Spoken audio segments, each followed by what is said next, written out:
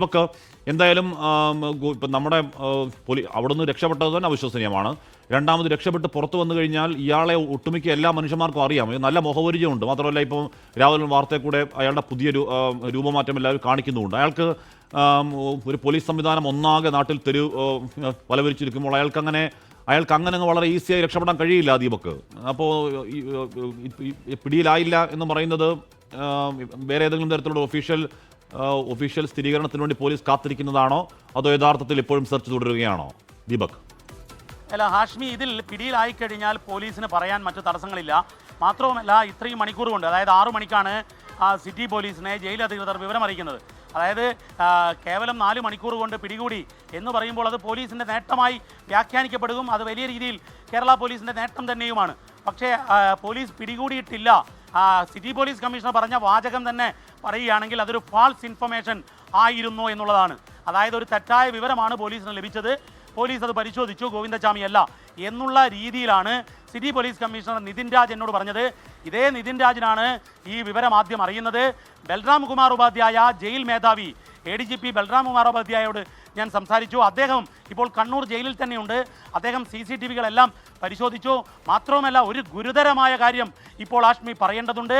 വിവിധ ദിവസങ്ങളിലായാണ് ഈ ജയിലിൻ്റെ ഉരുക്ക് അഴി, അതായത് ഇരുമ്പിൻ്റെ അതിശക്തമായ അഴി മുറിച്ചത് എന്നുള്ള കൂടി ജയിൽ മേധാവി 24നോട് പറയുകയാണ്. ഇതൊരു ഞെട്ടിക്കുന്ന വിവരമാണ്. കണ്ണൂർ സെൻട്രൽ ജയിലിനുള്ളിലെ ജയിൽ അതീവ സുരക്ഷാ ജയിൽ. അതാണ് ഈ 10A BC ജയിലിലെ വടക്കേ അറ്റത്ത് ഉള്ളിലുള്ള ഒരു സെല്ലാണത്. ആ സെല്ലിൽ നിന്നും അഴി മുറിക്കുന്നത് അതിൻ്റെ തൊട്ട് മുൻപിൽ സെൻട്രി പോയിൻ്റ് ഉണ്ട്, അതായത് ഗാർഡ് പോയിൻ്റ് ഉണ്ട്. അവരറിഞ്ഞില്ല എന്നുള്ളത് ജയിൽ മേധാവി തന്നെ സ്ഥിരീകരിക്കുകയാണ്. ജയിൽ മേധാവി നമ്മളോട് പറഞ്ഞിരിക്കുകയാണ്, ദിവസങ്ങൾ എടുത്തുകൊണ്ട് ജയിലിൻ്റെ അഴി മുറിച്ചതാണ്.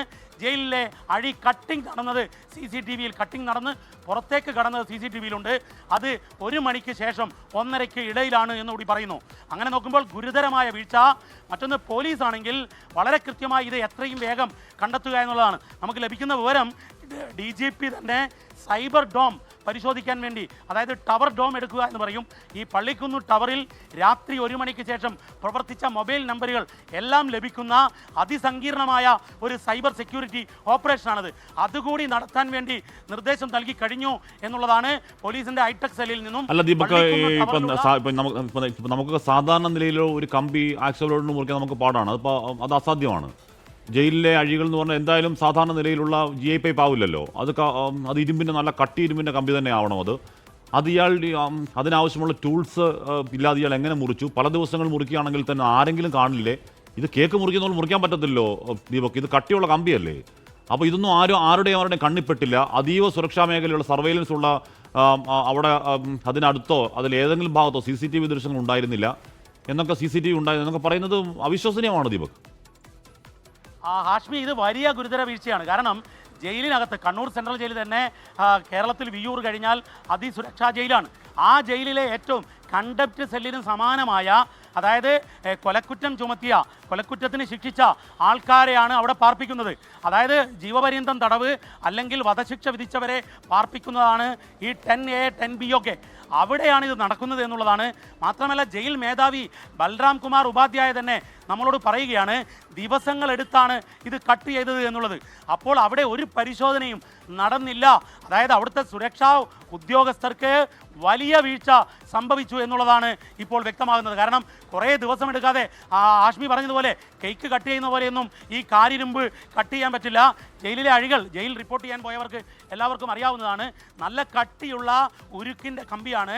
ആ കമ്പിക്ക് ക്രോസായി അതിനേക്കാൾ വലിയ കട്ടിയുള്ള റീപ്പറുകളുണ്ട്.